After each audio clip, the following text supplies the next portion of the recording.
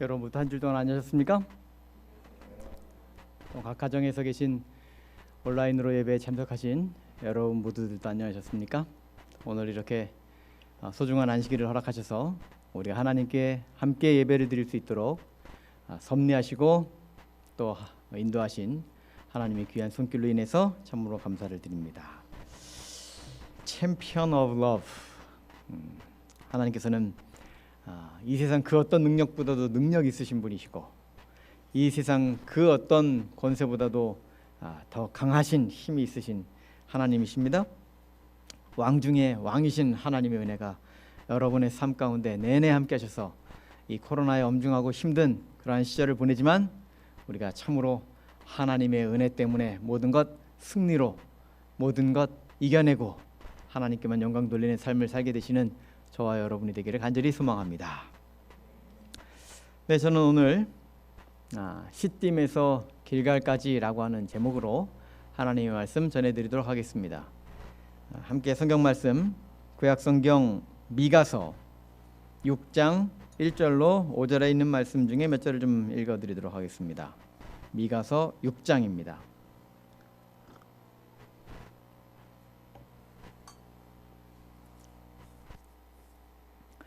미가서 6장 1절. 너희는 여호와의 말씀을 들을지어다. 너는 일어나서 산을 향하여 변론하라. 작은 산들이 내 목소리를 듣게 하라 하셨나니. 5절. 내 백성아, 너는 모압 왕 발락이 꾀한 것과 부올의 아들 발람이 그에게 대답한 것을 기억하며 시딤에서부터 길갈까지의 일을 기억하라. 그리하면 나 여호와가 공의롭게 행한 일을 알리라 하실 것이니라. 아멘. 기억하라. 시딤에서 길갈까지 있었던 그 모든 일들을 기억하라. 이것이 하나님의 명령입니다. 통일된 독일에서 첫 번째 대통령이었던 리하르트 폰 바이츠제커는 1985년에 2차 세계대전 패전 40주년 기념식에서 이렇게 말했습니다. 과거에 대하여 눈을 감는 자는 현재에도 눈이 멀게 된다. 과거를 부정하거나 과거를 잊어버리면 현재에도 문제가 발생한다는 이야기를 하는 것이죠. 그렇기 때문인지 독일의 북쪽 베르겐벨젠이라고 하는 곳에 있었던 유대인 수용소, 그곳에는 아주 집채만한 큰 무덤들이 있는데 그 안에는 무려 4,000명 혹은 5,000명의 시신이 집단으로 매장되어 있는 그러한 바로 과거의 강제 수용소가 있었던 곳이었습니다. 근데 그곳에 게시판에도 이런 글귀가 쓰여져 있습니다. 지난날 역사를 망각하는 백성은 또다시 그 비극을 되풀이할 수밖에 없다. 지난날에 있었던 역사를 우리가 잊지 않고 기억하고 있는다라고 하는 것은 우리의 앞으로의 삶을 어떻게 살아가게 될 것인지에 대하여 정말 확신 있게 그 방향을 잡을 수 있는 그런 밑거름이 됨을 이야기해 주는 것이지요. 제발 잊어버리지 않아야 하는 것들이 있습니다. 특별히 기억하라라고 하는 이야기들을 들을 때마다 우리는 그 이야기가 왜 그렇게 되는지에 대하여 이렇게 곰곰이 생각해야 할 필요가 있는 것입니다. 선생님들이 수업 시간에 이런저런 얘기 한참 하다가 얘들아 이것만큼은 꼭 기억해야 한단다 라고 하는 얘기를 잘 기억해 두면 시험에서 좋은 성적을 얻을 수 있습니다. 기억하라는 얘기는 시험에 나온다는 얘기죠. 또 아이들이 어렸을 때 보면 부모의 이름을 아이들이 이제 알기 시작하고 뿐만 아니라 전화번호를 기억하기 시작합니다. 엄마 아빠는 아이들에게 가르칩니다. 얘들아 혹시 길을 잃어버리거나 필요한 일이 있으면 아빠 전화번호, 엄마 전화번호 기억하고 있다가 이쪽으로 전화를 하거라. 그걸 기억하고 있으면 혹시 모를 그런 어려움을 예방하기 위함인 것이죠. 꼭 기억하기를 원하는 것입니다.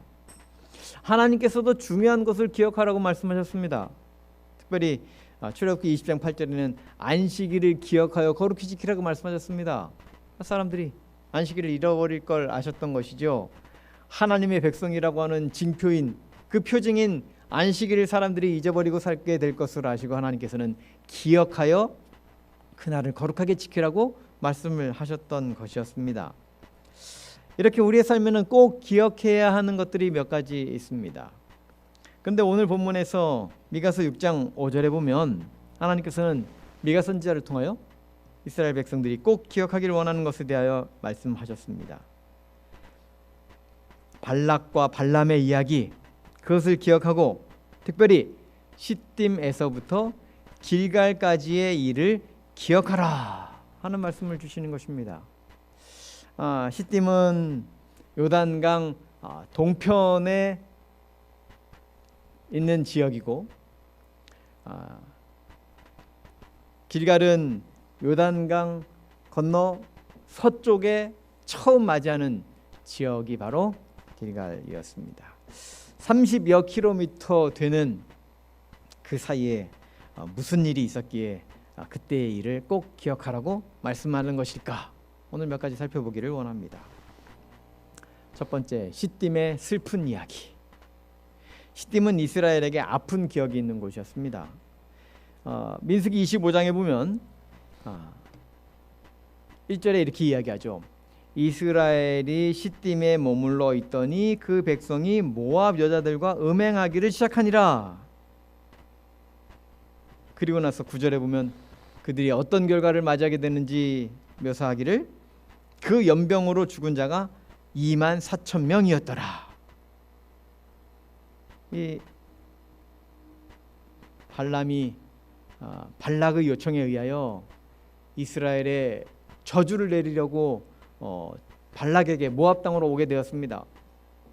그런데 발람이 아무리 생각해 보아도 하나님께서 자신에게 이스라엘을 축복하는 말씀밖에 해주지 않은 것입니다. 2번, 3번 반복하였지만 계속해서 이스라엘을 축복하는 이야기만 하자 그 방법을 포기하였습니다. 그 후에 어떤 괴략을 꾀게 되는가? 민수기 31장 16절에는 이것이 발람이 꾀를 낸 것이다 라고 말하면서 이렇게 이야기하죠. 보라, 이들이 발람의 꾀를 따라 이스라엘 자손을 부올의 사건에서 여호와 앞에 범죄하게 하여 여호와의 회중 가운데 연병이 일어나게 하였느니라. 전염병이 일어나게 되었습니다. 그런데 그 원인이 무엇인가 하면 발람이 꾀를 내어서 어떻게 하게 되었는가 하면 모압의 음란한 여인들을 이용해서 이스라엘 백성들을 음행하게 한 그러한 일이었다라고 하는 것입니다. 그리고 나서 그 일로 인하여서 전염병이 돌게 되었고 그것으로 24,000명이 사망하였습니다. 가슴 아픈 일이었습니다. 애석한 일이었습니다. 근데 부자 선지에서는 이때의 상황에 대하여 이런 설명을 합니다.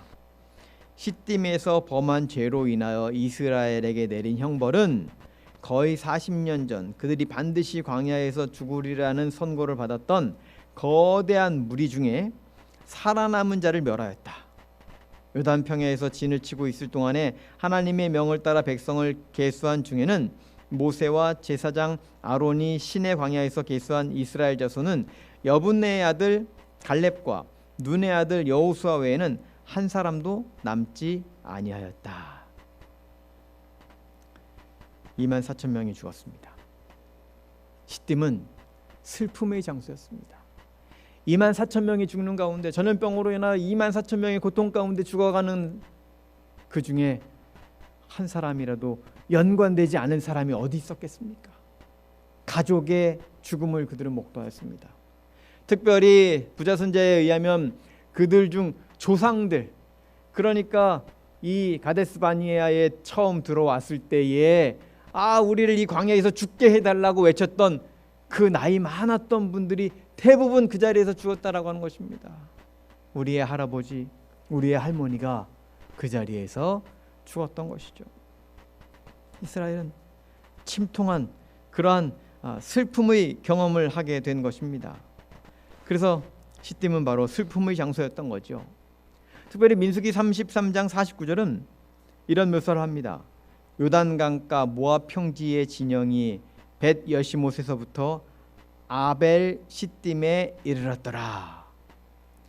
시딤은 시딤인데 그 시딤을 어떤 시딤이라고 말하는가 하면 아벨 시딤이라고 이야기하는 것입니다. 이 아벨은 무슨 뜻이 있는가 하면 애곡의 장소라고 하는 뜻이 있습니다. 바로 고난의 땅 광야에서 하나님께 불순종했던 사람들이 다 죽임을 당한 곳, 그래서 애곡과 슬픔이 있었던 곳, 그것이 바로 아벨 시딤이 된 것이지요. 요단을 목전에 두고 하나님의 사람 모세도 죽게 되었습니다. 신명기 34장 5절 6절. 이에 여호와의 종 모세가 여호와의 말씀대로 모압 땅에서 죽어 벳보을 맞은편 모압 땅에 있는 골짜기에 장사되었고 오늘까지 그의 묻힌 곳을 아는 자가 없느니라. 그야말로 시딤은 슬픔의 땅이었습니다. 모세를 비롯하여 각 지파의 어른들이 모두 죽고 말았죠. 그래서 이스라엘 백성들에게 있어서 시딤은 잊고 싶은 과거를 담고 있는 곳이라고 할 수 있는 것입니다. 자신들의 불순종으로 인한 고통이 있었던 곳이었습니다. 자신들의 죄로 인한 죽음이 그들의 가슴을 아프게 만든 그러한 곳이었습니다. 시딤은 가슴 아픈 과거였죠. 그래서 시딤을 기억하라고 하는 것입니다. 우리의 처절한 고통의 장소, 하나님의 도움이 필요했던 바로 그 순간, 다시는 하나님을 배반하여 떠나지 않기로 결심했던 바로 그곳, 그것이 바로 시딤이었고 그 시딤을 잊지 말라고 하나님께서 이야기하고 있는 것입니다. 근데 감사한 것은 시딤은 바로 광야 40년 세월의 마지막 지점이었다라고 하는 것입니다. 그것을 떠나면 이제 가나안 땅으로 들어가는 첫 발을 내디게 되는 것이었죠. 그래서 이스라엘 백성은 광야를 이제 시딤에서 묻어버리고 슬픈 과거를 이젠 청산해버리고 이제는 약속의 땅 가나안을 향하여 가야만 했던 것이었습니다. 어쩌면 지난 40년간의 이스라엘의 백성, 시딤에 이르기까지 늘 불순종과 슬픔의 이야기가 가득한 그들의 삶이었을 것입니다. 그러나 하나님께서는 여전히 그들을 사랑하셨고 사랑의 끈을 놓지 않으시고 결국 그들을 가나안으로 인도하시겠다고 약속하셨던 것이었습니다. 이스라엘은 끊임없이 배반하였지만 하나님은 은혜로 그들에게 갚아주셨다라고 하는 사실입니다. 이스라엘은 또다시 죄를 지었지만 하나님은 또다시 그들에게 은혜를 베풀어 주셨다라고 하는 사실입니다. 시딤을 기억하라는 것은 바로 하나님의 이 놀라운 은혜를 기억하라는 것입니다.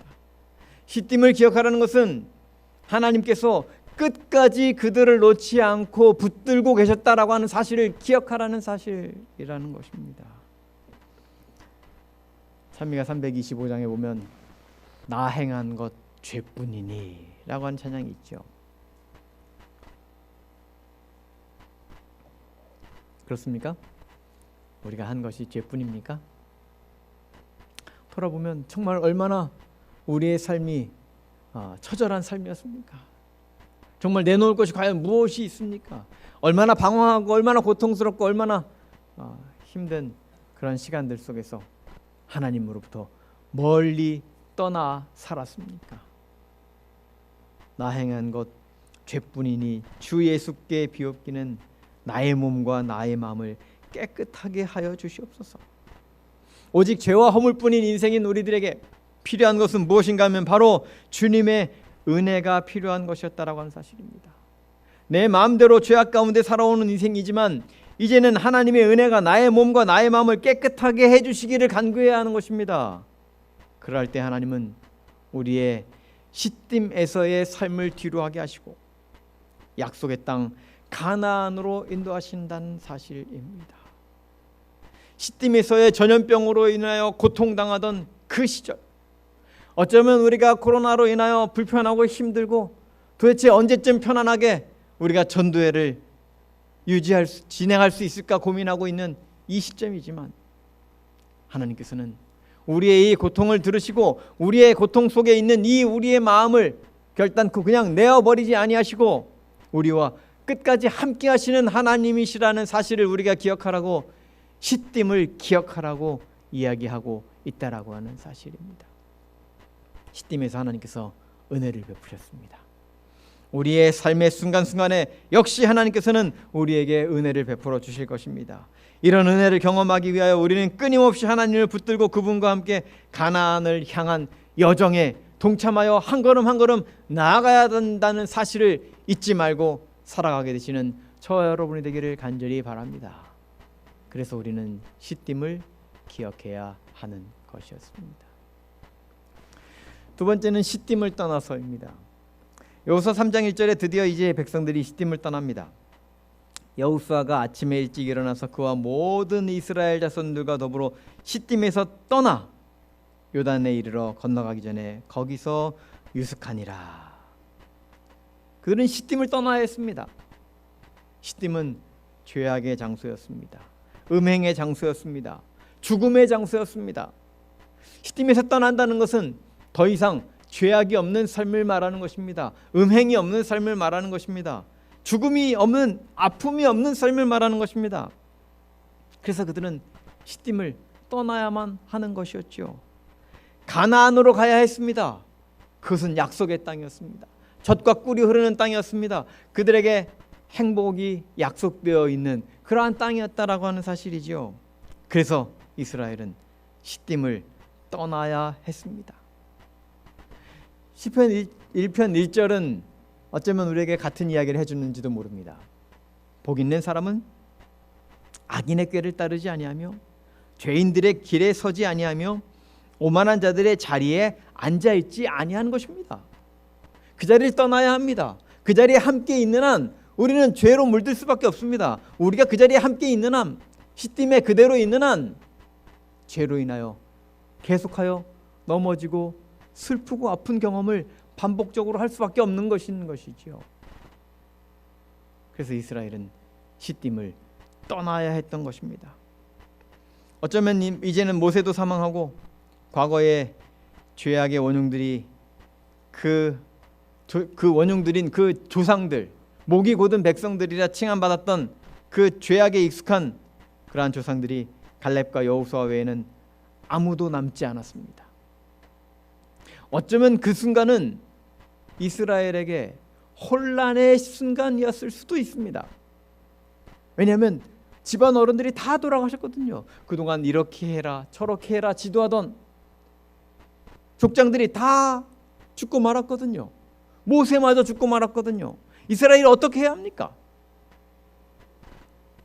그때 하나님께서는 새로운 비전을 허락하시는 것입니다.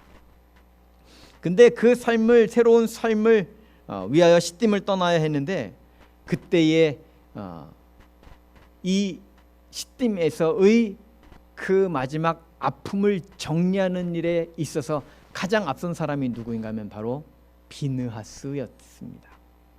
민수기 25장 7절에 보면 그 일을 마무리할 때에 비느하스가 등장합니다. 제사장 아론의 손자 엘르아살의 아들 비느하스가 보고 회중 가운데서 일어나 손에 창을 들었다는 것이죠. 그리고 음행하고 있는 남녀들을 그 창으로 찌르고 그로 인하여서 그동안 번져나가던 2만 4천 명을 죽게 만든 그 연병이 멈추는 것을 보게 됩니다. 죄악에서의 그 삶을 끊는 역할을 한 것이 누구인가 하면 젊은 제사장 비느하스였습니다. 아론의 손자, 순수한 신앙을 가진 젊은 제사장 비느하스는 죄를 짓고 죽어가는 이스라엘 백성들의 모습을 그저 그대로 보고 있을 수가 없었습니다. 시딤에서의 그 슬픔, 그 아픔을 그냥 그대로 둘 수 없었습니다. 그들은 새로운 출발을 해야 했습니다. 새로운 삶을 살아야 했습니다. 그 일의 선봉자가 바로 젊은 제사장 비느하스였습니다. 민수기 26장에는 또 하나의 예정이 등장합니다. 민수기 26장 11절에 보면 그 그 많은 사람들 중에 고라의 아들들은 죽지 않고 살아 있음을 민수기 26장에서 백성들의 그 계수, 백성들의 숫자를 셀 때에 고라의 아들들이 살아 있다는 표현을 합니다. 여기서 우리는 아주 중요한 것을 한 가지 생각하게 되는 것이죠.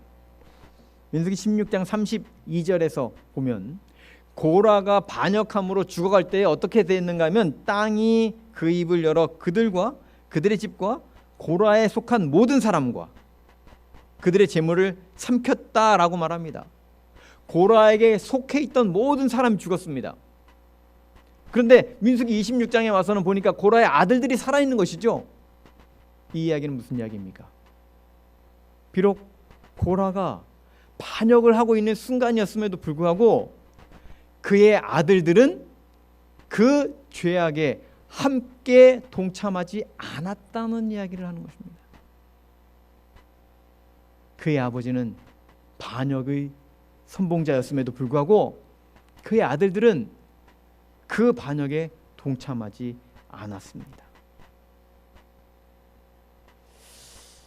어쩌면 갈렙과 여호수아가 이스라엘 백성들이 광야 생활을 시작할 때에 젊은 신앙의 지도자였다라고 한다면, 새로운 세대를 이끌어갈 지도자 그들이 갈렙과 여호수아였다라고 한다면, 이제 그로부터 40년이 지난 지금에 이르러서는 어쩌면 비느하스 그리고 고라의 아들들, 아니 어쩌면 그 먼저 죽어간 그 앞 세대의 다음 세대, 그의 자녀들, 그의 손자들이 그 이스라엘의 새로운 역사를 써가는 그 시점이 바로 이 시딤을 떠나는 그 시점이었을 것이라고 하는 사실입니다. 새로운 역사, 그것은 누가 써갑니까? 새로운 역사는 어쩌면 새로운 세대들이 써가는 것일는지 모릅니다. 이스라엘을 인도했던 모세가 죽었지만 더 이상 그들은 시딤에 머물러 있어서는 안 됐습니다. 그들에게는 새로운 젊은 지도자 여호수아가 있었습니다. 여호수아의 신앙이 어떠했는지, 그때는 여호수아 초반에는 그것이 등장하지 않지만 여호수아서의 맨 마지막에 보면 여호수아가 자신의 신앙을 고백하죠. 여호수아 24장 15절. 만일 여호와를 섬기는 것이 너희에게 좋지 않게 보이거든 너희 조상들이 강 저쪽에서 섬기던 신이든지 또는 너희가 거주하는 땅에 있는 아모리 족속의 신들이든지 너희가 섬길 자를 오늘 택하라. 오직 나와 내 집은 여호와를 섬기겠노라. 여호수아는 젊어서부터 이런 믿음을 가지고 있는 사람이었던 것이죠. 헤어름교회의 새로운 변화는 누가 주도해야 하는가? 젊은 집사님들이 주도해 가야 하는 것입니다. 새로운 변화라고 하는 것은 젊은 사람들이 이끌어가는 것입니다. 우리의 신앙이 점점점 죽어가서는 안 됩니다. 코로나로 인하여 우리가 아무것도 할 수 없는 것 같은 시대이지만, 그러나 감사한 것은 젊은 사람들은 훨씬 활동을 할 수 있는 그러한 기회와 시간들이 많이 있는 것이죠. 온라인으로 만날 수 있는 시간들이 많이 있습니다. 우리 가나안 목장에서 끊임없이 예배 후에 계속 여러 차례 교과반을 운영해 준 것으로 인해서 참 감사드립니다. 어떻게 할 수 있을까 고민하고 있었는데 가나안 목장이 먼저 시작해 주셔서 이제는 우리 교회가 전체가 그렇게 함께해서 다시금 우리의 교과뿐만 아니라 소그룹들의 이 활동하는 소그룹들이 다시 살아나기를 소망하는 것입니다. 젊은 힘 덕분에 우리 교회가 새롭게 살아날 수 있는 것입니다. 그렇습니다. 우리의 다음 세대의 새로운 변혁은 시딤에서 일어나 가나안으로 향하여 달려가는 그러한 새로운 힘은 바로 우리 젊은 집사님들에게서 나온다는 사실입니다.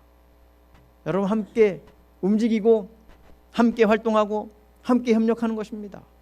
그 일을 통하여 헤어름교회는 새롭게 변화될 것입니다. 우리는 그러해야 하는 것이죠.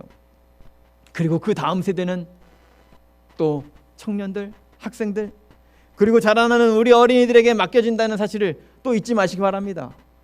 여러분은 헤어름교회의 오늘이요 또 내일의 역사의 주인공이라고 하는 사실을 잊지 말고 하나님을 꼭 붙들고 시딤에서 머무는 것이 아니라 가나안을 향하여 행군해 나가는 그런 가장 선봉에 선 주님의 종들이 되시기를 간절히 바랍니다. 이스라엘은 시딤에 머물러 있어서는 안 되었습니다. 길갈을 향하여 달려가야 했습니다. 가나안을 향하여 달려가야 했습니다. 시딤을 떠났어야만 그들이 요단강이 멈추는 놀라운 기적을 경험하는 것이었습니다. 그들이 시딤을 떠나지 않았다면 그 요단강물이 멈추고 마른 땅으로 요단강을 건너는 놀라운 기적은 벌어지지 않았을 것입니다. 그들은 약속의 땅 가나안 땅에 갈 수 없었던 것이었죠. 하지만 그들은 시딤을 떠나 일어났습니다. 그리고 앞으로 달려나갔습니다. 힘들고 비참하고 처절한 시딤에서의 경험이지만 그들은 일어났습니다. 그리고 시딤을 떠났습니다. 우리가 코로나로 인하여 여러 상황들이 어렵고 힘들지만 우리는 이제 3주 후면 새생명 전도 축제를 개최합니다. 여러분, 그 일에 우리가 어떻게 해서든지 동참하여 영혼을 구원하는 사역을 이 2020년에도 절대로 멈춰서는 안 된다는 사실을 기억하게 되시기를 간절히 바랍니다.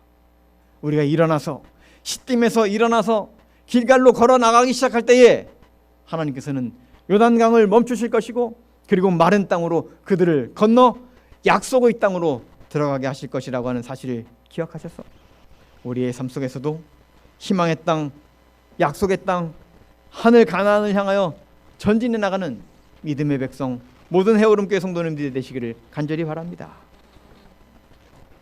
세 번째는 길갈의 희망입니다. 여호수아 5장 9절은 이렇게 이야기하죠. 여호와께서 여호수아에게 이르시되 내가 오늘 애굽의 수치를 너희에게서 떠나가게 하였다 하셨으므로 그곳 이름을 오늘까지 길갈이라 하느니라. 애굽을 떠나 홍해를 건너 광야 생활 40년 그리고 드디어 요단강을 건너 길갈에 도착했습니다. 그런데 그들이 길갈에서 가장 먼저 한 것이 무엇인가 하면 바로 할례 예식을 거행한 것이었습니다. 여호수아 5장 7절은 이렇게 이야기하죠. 그들의 대를 잇게 하신 이 자손에게 여호수아가 할례를 행하였으니 길에서는 그들에게 할례를 행하지 못하였으므로 할례 없는 자가 되었습니다라. 광야에서 그들이 계속해서 진행해 가는 그 여정길에 있었기 때문에 작은 수술인 할례를 행할 수 없었습니다. 하나님께서 드디어 가나안 땅에 당도하고 그들에게 명령하시기를 할례를 행하라고 하시는 것이죠. 그리고 여호수아에게 말하는 것입니다. 내가 오늘 애굽의 수치를 너희에게서 떠나게 하였다. 그리고 그 수치가 떠났다라고 하는 의미에서 그 땅의 이름을 길갈이라 부르게 된 것입니다. 수치스러운 삶을 다 떠난 것입니다. 지난 시딤에서의 죄악을 다 떠난 삶이 되기를 원하셨던 것이었습니다.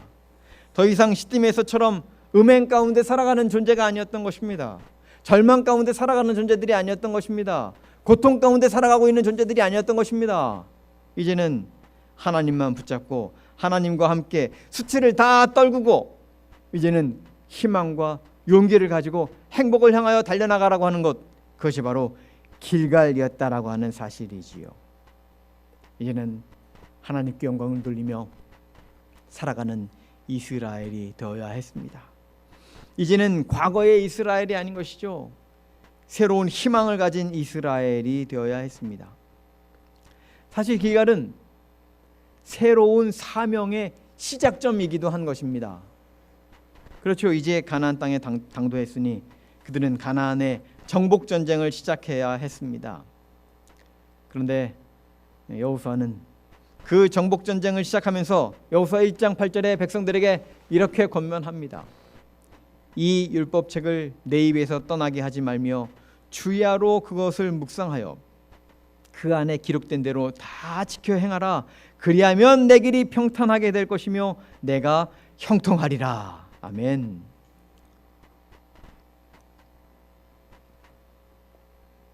하나님께서는 이스라엘 백성들의 삶이 평탄하기를 원하셨습니다. 그들의 삶이 형통하여 모든 것들이 좀 잘 풀려나가며 정말 편안한 삶을 살기를 원하셨습니다.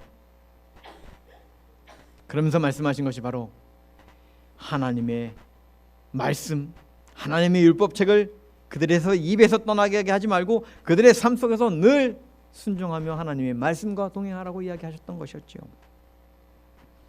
우리의 삶이 형통해야 합니까? 그러해야 합니다. 우리의 삶이 축복을 경험하며 살아야 합니까? 우리는 그러해야 합니다. 그것을 위하여 날마다 하나님의 말씀을 붙잡고 살아가게 되시길 간절히 바랍니다. 하나님의 말씀대로 순종하며 살아가게 되시길 바랍니다. 그럴 때에 우리의 삶은 비로소 하나님의 은혜를 경험하게 되는 것이고, 비로소 우리의 삶은 길갈의 삶을 경험하는 것이고, 비로소 우리의 길은 평탄하며 우리의 삶은 형통하게 될 것이라고 하는 사실입니다. 그러한 가운데에 우리는 하나님의 은혜에 감사하게 될 것입니다. 사도 바울은 이렇게 고백하지 않습니까? 고린도전서 15장 10절. 그러나 내가 나된 것은 하나님의 은혜로 된 것이니 내게 주신 그의 은혜가 헛되지 아니하여 내가 모든 사도보다 더 많이 수고하였으나 내가 한 것이 아니요 오직 나와 함께 하신 하나님의 은혜로라. 하나님의 은혜인 것입니다. 길갈까지 그들의 삶을 인도하신 것, 그것은 하나님의 은혜였습니다. 이제 길갈에서 또 그들이 가나안을 정복하며 살아야 되는 것, 역시 하나님의 은혜인 것을 그들은 알고 있었습니다. 이제는 수치는 떠나가고 행복과 기쁨과 평안이 있게 될 길갈, 그것이 백성들의 삶이 될 것이었다라고 하는 것이죠. 이스라엘이 지금까지 불순종했음에도 불구하고 하나님의 은혜는 그들을 신실하게 인도해 오셨습니다. 이스라엘은 끊임없이 불평하며 살았지만 하나님은 끊임없이 신실하게 그들에게 은혜를 베풀어 주셨습니다. 우리의 삶이 코로나로 인하여 힘들고 벅차지만 하나님은 끊임없이 은혜로 우리의 삶을 이끌어 주실 것이라고 하는 사실을 잊지 말고 살아가게 되시기를 간절히 바랍니다. 우리는 그렇게 살아야 합니다. 하나님의 은혜를 기억하며 살아야 하는 것이죠. 말씀을 정리합니다. 그 사실을 기억하고 있었던 미가 선지자는 우리에게 말하는 것입니다. 시딤에서부터 길갈까지의 일을 기억하라. 그리하면 나 여호와가 공의롭게 행한 일을 너희들이 알게 될 것이다. 하나님은 공의로운 하나님이셨습니다. 하나님은 은혜의 하나님이셨습니다. 시딤에서 길갈까지 그들의 삶을 인도하신 하나님, 그 하나님의 은혜를 잊지 말라고 하는 것입니다. 독일의 학자 에빙하우스가 연구해 보니까 사람의 기억력이 20분이 지나면 58%로 떨어진답니다. 1시간이 지나면 44%로 떨어진답니다. 9시간 만에 36%만 남는다 그러고요. 6일이 지나면 25%, 31일이 지난 후에는 21%가 우리의 기억에 남는다고 합니다. 사람은 망각의 동물입니다. 점점 다 잊어버리죠. 설교 듣고 나서 딱 교회 문 밖에 나가면 다 잊어버리죠. 그런데 잊어버리지 않기 위하여 우리는 무엇해야 합니까? 하나님의 말씀대로 기억하라는 그 말씀대로 우리가 다시 되뇌이고 다시 돌아보고 다시 생각하는 일이 반복될 때에 우리는 하나님의 은혜를 잊지 않게 될 것이라고 하는 사실입니다. 그렇습니다. 하나님께서는 우리에게 그 모든 것을 깨우치고 기억하고 본보기로 우리에게 허락해 주셨습니다. 비록 우리의 삶도 시딤의 죄악인 것처럼 죄악으로 가득한 우리의 삶을 살아간다 할지라도 하나님께로 돌아오기만 한다면 하나님께서는 우리를 다시 품어주시고 이스라엘을 인도하셨던 그 놀라우신 은혜로 우리를 돌봐주실 것이라는 사실을 잊지 말고 살아가게 되시기를 간절히 바랍니다. 시딤에서의 삶을 우리는 돌이켜야 합니다. 그리고 일어나 새로운 삶을 위하여 앞으로 전진해 가야 합니다.